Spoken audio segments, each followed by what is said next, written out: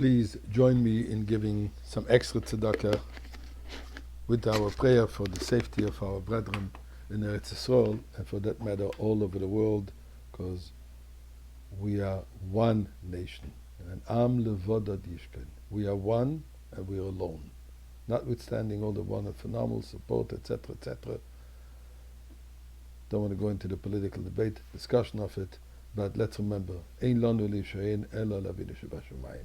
The only one we can rely on is on our Father in heaven, and we all have one Father, and we're all one family.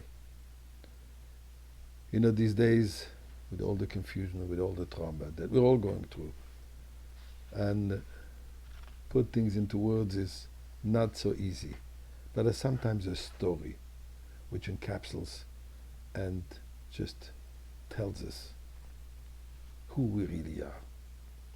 And it's one of those stories which are circulating on the social media. You might have heard it, you might have read it, but it's one worth repeating, and I want to share it with you, the way I received it. Little young man by the name of Ariel Zohar is the only survivor of his loving family, lived in the near Oz kibbutz near Gaza. Surrounded by the Negev desert, it was an oasis of greenery with a botanical garden of more than 900 species of flowers and plants. Simchas Torah morning, Ariel got up for a run, and unfortunately while he was gone, or fortunately for him, but while he was gone, those murderers broke into his home, murdered his father Yaniv, his mother Yasmin, and two older sisters Techelet and Keshet, including his maternal grandfather, Chaim Livni.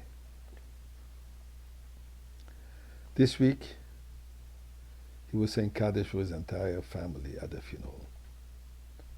And next week, he will get his first Aliyah the Torah when he celebrates his Bar Mitzvah. His parents already bought him a pair of tefillin, but he had a special request. Instead of wearing his new own tefillin, he wanted to wear his father's tefillin for this occasion. What was so special about his father's tefillin, that they were a gift from his grandfather who had survived the concentration camps. And at the age of 14, and who had himself received tefillin from his parents before they were exterminated by the Nazis. Chaim Mezgin, who is a member of Zaka, which is the volunteer organization with responsibility for collecting bodies who died an unnatural death. And he came to comfort his family, came to comfort him during the Shiva. And that's where young Ariel asked him if he could somehow bring him his father's tefillin from their completely ruined house. Near Oz is still closed the military zone. But Chaim Mezgin decided that he must do something for this young man. And Chaim says, Oda was responsible for wrapping more than 700 bodies during this week. I was without words. I cried my eyes out. This is what this young man is asking while sitting shiva for having lost his entire family, the special tefillin. So Chaim said, I must find a way to do it, and although it's a closed military zone, he got special permission to enter the area, the home, for just a few minutes, find those tefillin, and leave immediately because it's dangerous to hang around there.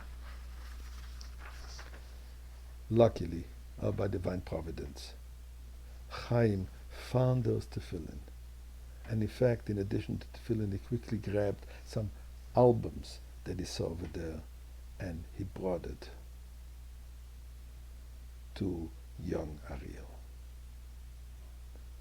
Chaim continues, when I handed those tefillin to young Ariel, he burst into tears of emotion that they had been found and that he could wear them at his bar mitzvah.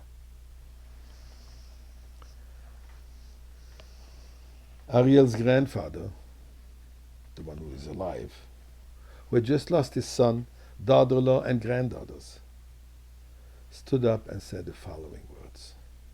My parents were murdered when I was 14.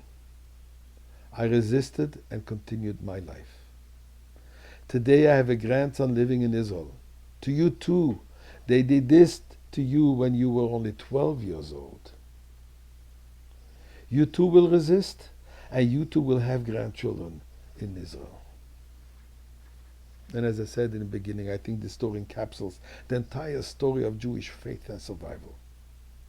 The reason why our hopes never fade and our vision of a better future never dims, because we have God who has blessed us with His holy mitzvahs.